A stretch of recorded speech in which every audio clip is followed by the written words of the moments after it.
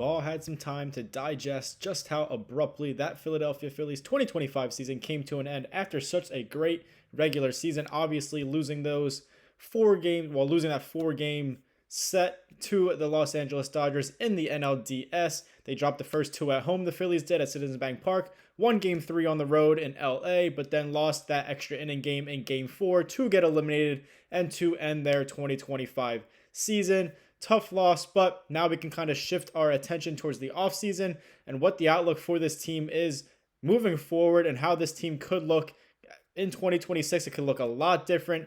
Who knows what's going to happen, but that's what the offseason's for. That's what we're here for. That's what Phillies Daily is for, to discuss these things and to just think about all the different kind of outcomes and scenarios this team could have moving forward. Now, I should mention, now with the offseason, obviously not as much to talk about since there's no games to talk about. So Phillies Daily will now be Phillies Monday through Friday for the foreseeable future throughout most of the offseason here. But anyway, welcome to Phillies Daily, everybody. I'm your host, Mike Kennelly. Make sure you guys subscribe for more Phillies content right here on Phillies Daily. Now, obviously, the playoffs did not stop because the Phillies are out. They're still going on. The championship series have started beginning last night, Sunday night.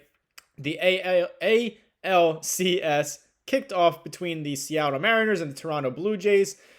Now, if you were paying attention, the way the Mariners got to the ALCS to face the Blue Jays, they won a 15-inning game against the Detroit Tigers in Game 5 of the ALDS. Just electric. They won that ball game 3-2 in 15 innings. Obviously, the Phillies, they were 11 innings in that Game 4 loss to the Dodgers, but the Mariners-Tigers went 15 innings. The Mariners obviously won 3-2, and they moved on to the ALCS that began last night, Sunday night, against the Blue Jays in that 7-game series. Now, in the championship series, 7-game series, no longer best of 5. It's now best of 7, as is the World Series. Game 2 is here Monday, 5:03 start time if you want something to watch. There it is. There's also, I believe, 2 Monday Night Football games in the NFL, so you can watch them as well. But 5:03, Mariners and Blue Jays in Game 2 of this ALCS. On the National League side of things, we on to the Dodgers are in the NLCS after beating the Phillies and eliminating them in the NLDS.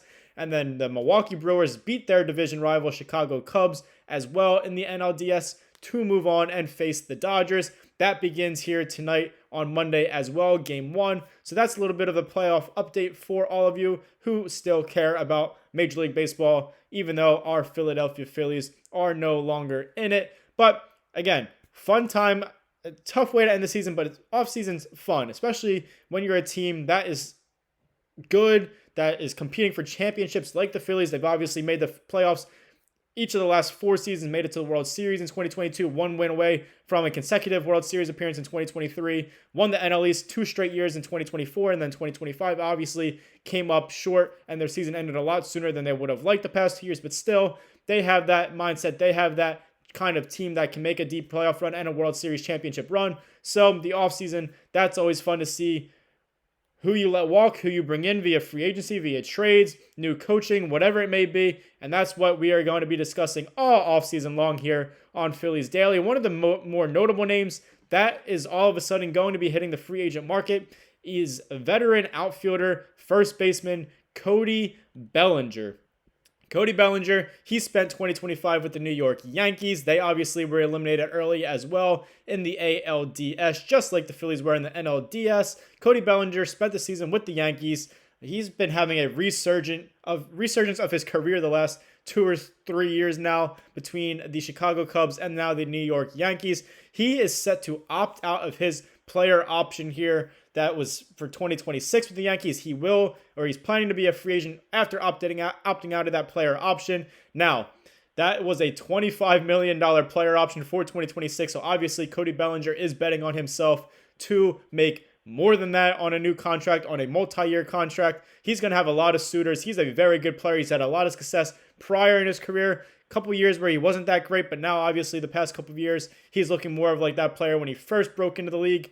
Cody Bellinger, Spot Track, one of the contract websites that you can use for really any league, but Spot Track has a market value for Cody Bellinger for free agency as a 6-year, $183 roughly million contract. That comes out to about $30 million per year on that multi-year deal. Who knows? It's going to be 6 years. It could be less, could be more, could be right in that range. But nonetheless, his player option for next year was $25 million. He's opting out of that. Spotrac has him at about $30 million kind of year player. So it's likely going to be in that range, around that area of $30 million a year. Obviously very pricey. But again, a player like Cody Bellinger, he is very good. He's had a lot of success. He's still just 30 years old. He's a left-handed hitting outfielder, first baseman, two-time All-Star, two-time Silver Slugger. He was a one-time Gold Glover, the 2017 Rookie of the Year with the Los Angeles Dodgers, 2018 NLCS MVP as well with the Dodgers, 2019 MVP of the league in the National League with the Dodgers, and then he was a 2020 World Series champion with the Dodgers. He did have down years in 2021 and 2022, still with the Dodgers at the time, and then he moved on, signed a one-year kind of prove-it deal with the Chicago Cubs for the 2023 season, and he had a great year in 2023 in his first year away from the Dodgers, his first year with the Cubs, and that earned him a 3-year, $80 million new contract with the Chicago Cubs after that 2023 season. So that was set to begin in 2024. He spent the 2024 season with the Cubs. Not as good of a season as he had in 2023 with them, but he still had a very solid season again, resurging his career there with the Cubs after a couple down years with the Dodgers to end his tenure with that team. And then the Cubs did trade Bellinger to the Yankees before the 2025 season, and he had a very good season with the Yankees here in 2025. He hit .272 with a .334 on base percentage, .480 slugging, .813 OPS, 25 doubles, 5 triples, 29 home runs, 98 RBIs in 2025 with the Yankees. He also has plenty of playoff experience between the Dodgers and the Yankees. 76 career playoff games for Cody Bellinger. Obviously, that is very valuable for a veteran and very valuable for a team that's looking, and that is a playoff caliber team like the Phillies. If you're going to make an investment in a player like that, you want him to have been there, had that experience. So when you get to that time in your season, being a playoff hopeful team, then he can step right in and he can deliver and know what to expect. He can play all three outfield positions, left, center, right. Played a lot of center field early in his career, kind of shifted more towards the corner outfield spots now as he's getting older in age, 30 years old. He also has been playing first base a lot more and he can DH. So Phillies obviously have needs in the outfield, particularly the corner outfields.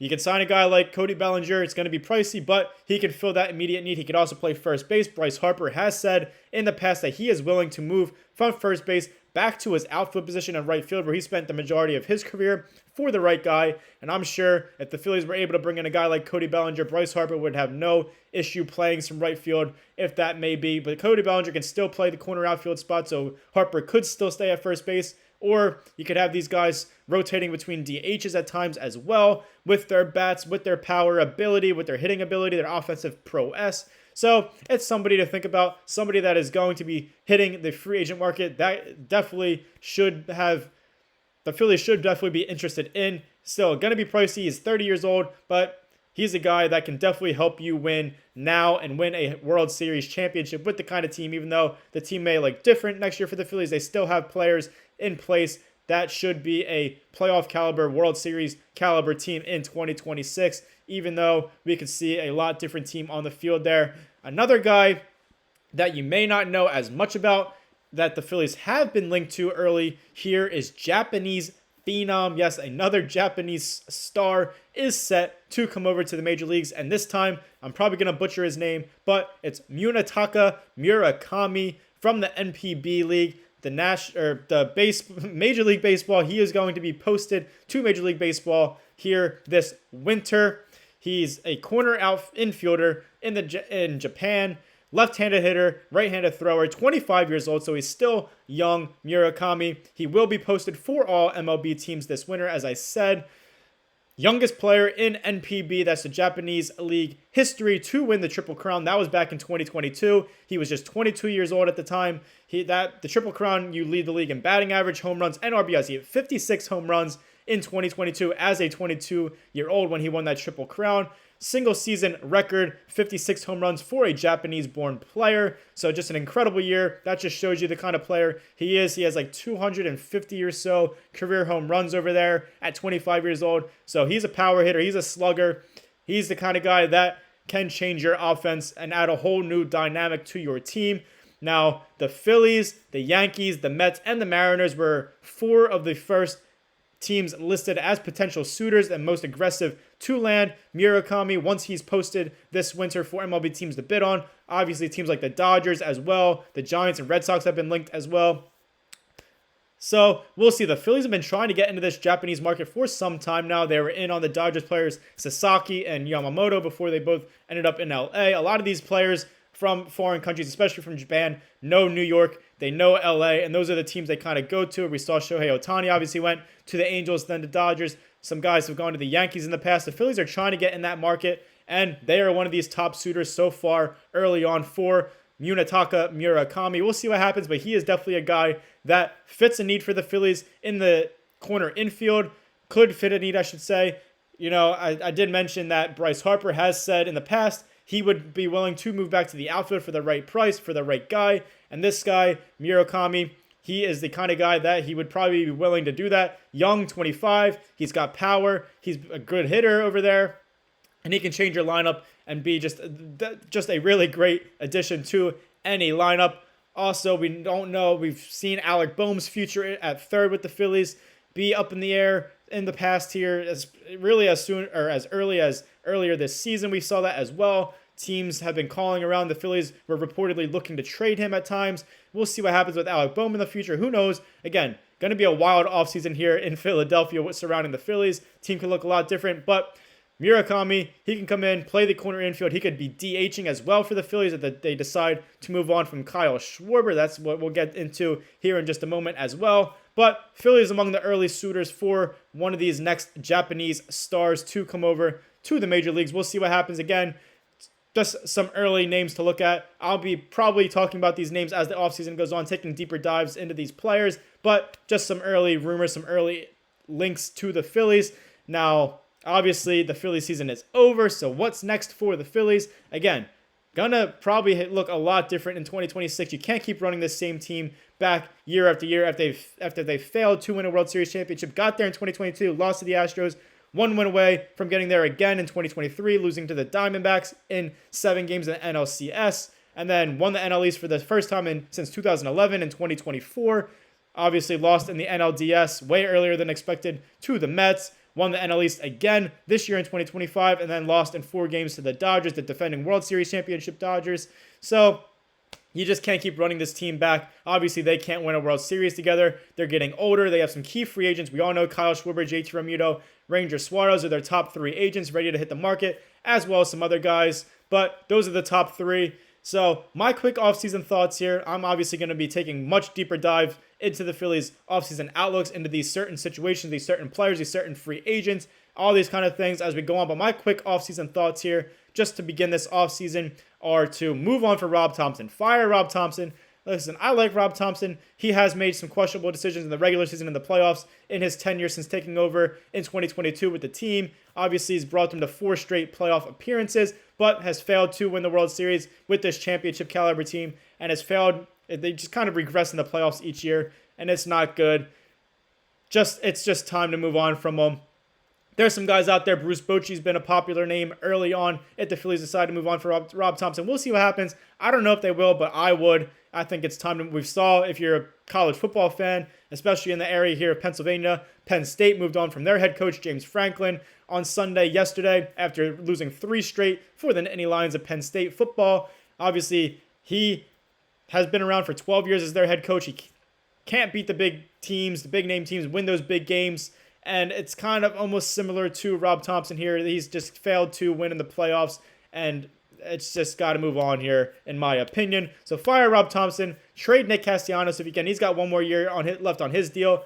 He's been pretty good for the Phillies overall. He was an all-star for them. He did pretty good most of the year until the end of the season here, end of the playoffs for the Phillies here in 2025. He had those comments about the fans and playing at Citizen Bank Park. I think it's just time to move on from the veteran if you can. Still making about $20 million here in 2026 next year. So it's going to be tough, but if you can find a partner to move on from Nick Castellanos, I say you got to pull that trigger. I would say also let Ranger Suarez walk. You just don't simply have enough money to be paying all this money to the starting rotation. Zach Wheeler, he's locked up, making a good amount of money. Aaron Nola as well. Christopher Sanchez as well. Jesus Luzardo, he's got 1 more year left. here with the Phillies under team control, and then he's going to need a new contract. You have your top prospect, Andrew Painter, waiting to come up as well. So I think it's just time to let Ranger move on. I would love to keep him. I just don't think you can just pay all that money to the starting rotation. You got to disperse it around to the rest of the team and bring in more talent.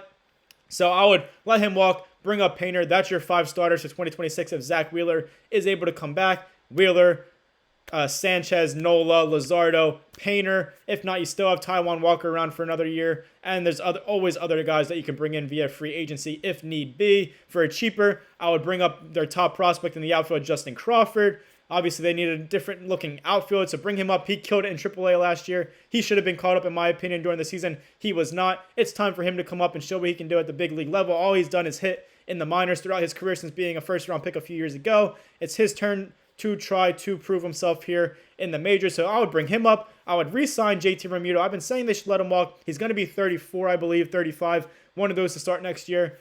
Getting up there in age, tough for a catcher to continue success as you're getting older. So I'd re-sign him as long as it's for a team-friendly deal. If there's other teams trying to outbid you and trying to pay too much for JT Realmuto, then let him walk. You can always find a veteran catcher in free agency and just go from there, or just stick with Rafael Marchand and try to find some other capable player to platoon with him or be a backup. Who knows? But if it's a team-friendly contract, re-sign JT Realmuto. If not, let him walk. I've been saying they should keep Kyle Schwarber, give him all that money, whatever he deserves, and I still believe he's a great player, great asset to this team, this community, this city. But at this point, I mentioned, you're not winning with this team. They're only getting older. Kyle Schwarber is going to command a lot of money. He's going to have a lot of suitors here in free agency. I just don't think it's wise to pay a guy who's going to be 33 years old, who's just a DH. You can always find a new DH. I'd rather put that money to a younger guy or a different guy who can play the field at a position of need than re-sign Kyle Schwarber to a huge contract.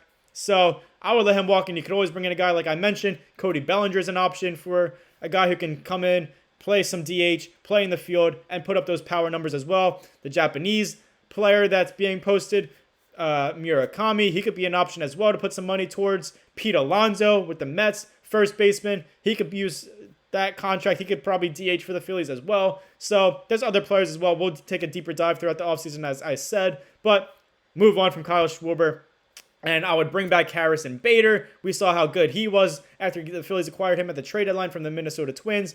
Great energy, great defense. He came up with so many clutch hits for the Phillies. He was great. Unfortunately, he was injured in that NLDS, and he just couldn't go for the Phillies. But I would bring him back so you have a new look outfield. Hopefully move on from Castellanos. Don't re-sign Kepler. You have Justin Crawford coming up. You have Brandon Marsh still. You re-sign Bader. You have Riohan Rojas that can play a potential role. And you can go after a guy like Cody Bellinger or somebody else in free agency to just make this outfield so much better, so much different, so much just a replenished, retooled roster. So those are my quick thoughts. Obviously, again, I'm going to take a deeper dive into this as the offseason goes, but just some things to think about initially. Thank you guys for watching this episode of Phillies Daily. I'm your host, Mike Kennelly. Make sure you guys like, comment, share, and subscribe for more Phillies content right here on Phillies Daily. Thank you guys again for watching, and as always, go Phils.